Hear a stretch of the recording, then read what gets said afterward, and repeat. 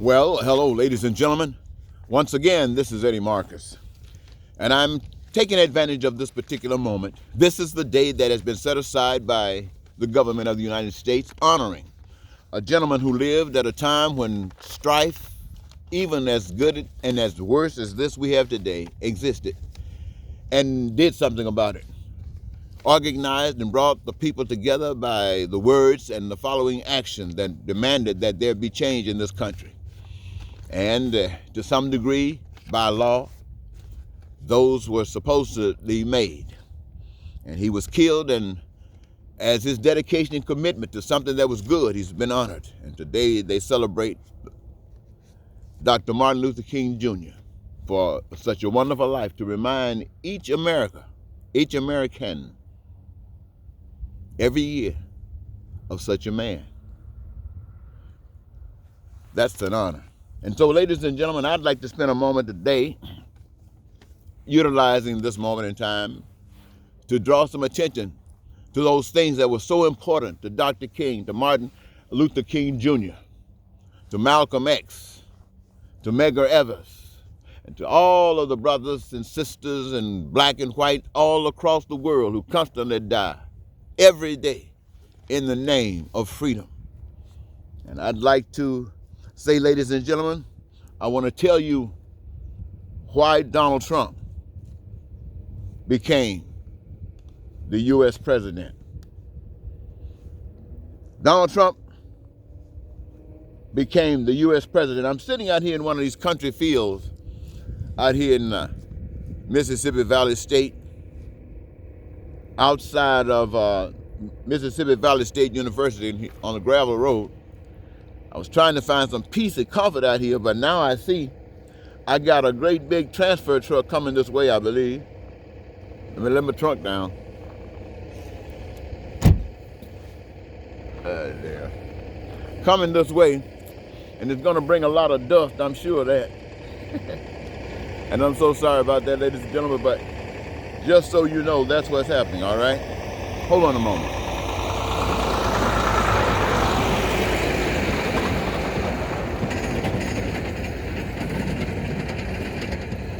Okay, ladies and gentlemen, thank you. Thank you for the invite. Why Donald Trump became U.S. president? You see, America is a white supremacist nation. A white supremacist nation. Most of the time when you see white supremacists talking about rebelling or standing up, it involves violence. It mostly involves violence. And if it doesn't involve violence, it's because either the opposition is strong enough to stand up for its own cause or stronger, or there's such a greater benefit for it to just maintain as normal. So that's the way white supremacy works. And those who came to this country, the evidence, do whatever is necessary, lie, cheat, steal, do whatever. And when you get them where you want them, then conquer them and take their land. That's what white supremacy, that's what they'll do. And then we talk about power, true power, possessing the ability to control and manipulate people. Nothing so powerful as a oppressor with the slaves. Have slaves, and to take a nation and turn them into slaves. That's what white supremacy is about. Most other thoughts about races, colors, or shades won't rise to this extent. But with white supremacy, it will. They'll remind you all the time, the blood in the street, nobody here but us. And so they take the land and claim it as their own. Now, see, ladies and gentlemen, that's the number one thing that I've always tried to tell you, and you got to see it, but you're not going to see it. But it's true that this is when men play God. In America, it is going to be white supremacy as God. Right now in Russia, it's Putin as God. Right now in North Korea, it's another guy as God. And every place is like that. But in America, it was going to be different. It was going to be a democracy of white supremacists. But they made up a law that over time people were able to work it around, so it included more, because the words that were used in the Constitution were vital. Now, they didn't mean to be that vital, but they are. You know, it's like natural. And so it ended up including other people. But white supremacy didn't like that. You know, this is why people say, less government. See, government is supposed to be people. You can't have 300 million people running around the country doing anything they want to do at any time. I mean, no coordination, it's just chaos. So to prevent chaos, like they had at the state capitol, at the national capitol in Washington, D.C. on the 6th of January, to prevent that kind of chaos, they get government. They say, come together, we the people. Let us fix this thing. What is it that is coming amongst us all? What is it that we all want? Now let's fix this. Let's first start off with that. Okay, how we going to do that? Let's get that together. Now we know how we going to do that. All right, what else is so essential and that each of us would got to have? No, let's talk about that, and so on and so forth. Well, that is when you care. That is when you really want to fix the problem. But if you're trying to get anything you want because you say it's simpler, rather than talking it out with somebody, just get a gun and a stick. Well, a lot of people believe that. Well, when Dr. King gave his life, and all the others that gave their lives, as government was established, precedented on law, it held people in check. It didn't make a person treat people right because they cared about them. You treat them right because you're forced to. Otherwise, you're going to have to pay a penalty. Fine, go to jail, whatever. The law holds you. And so, because you didn't want to do and suffer the penalties of the law, but in your heart, it was still there. It was still there.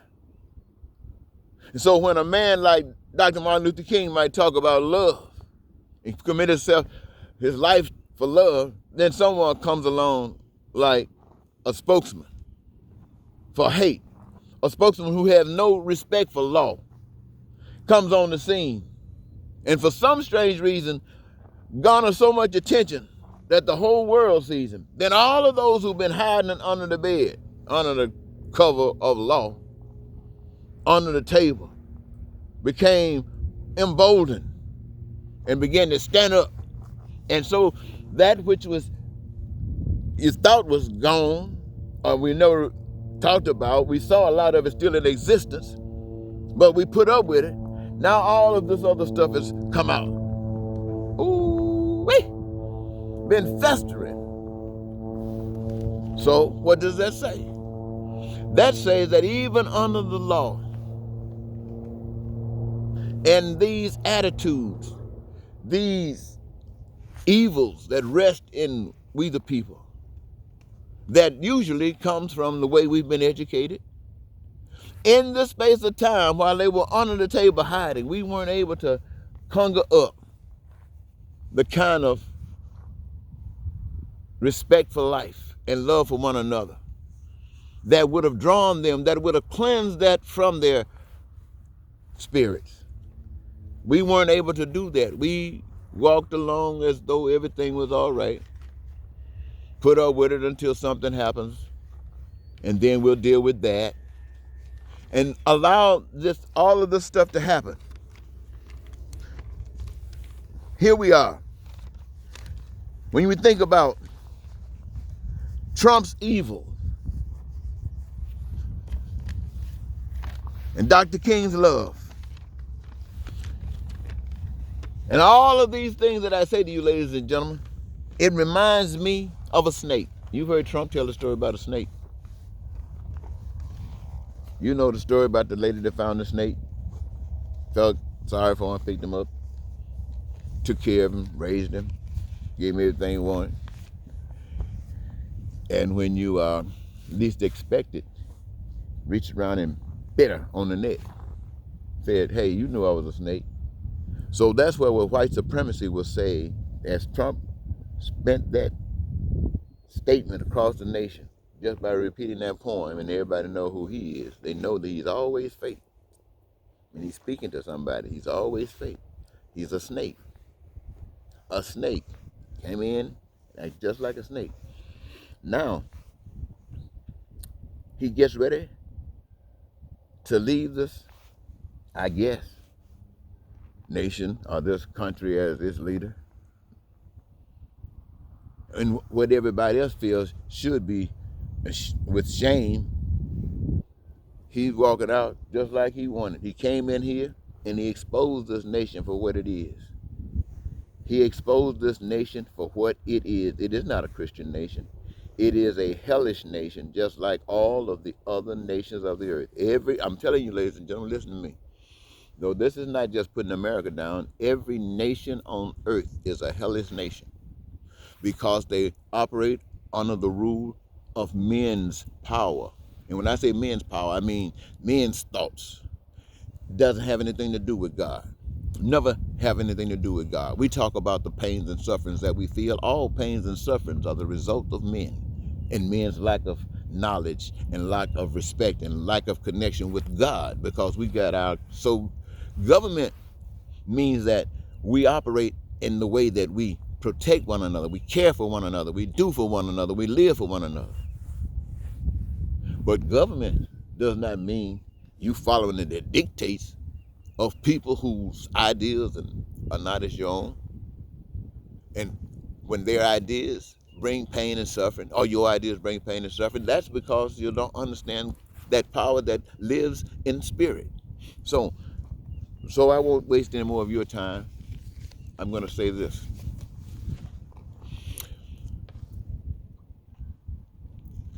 The earth exists not by men, by a power we don't know. It's unseen. I call it spirit.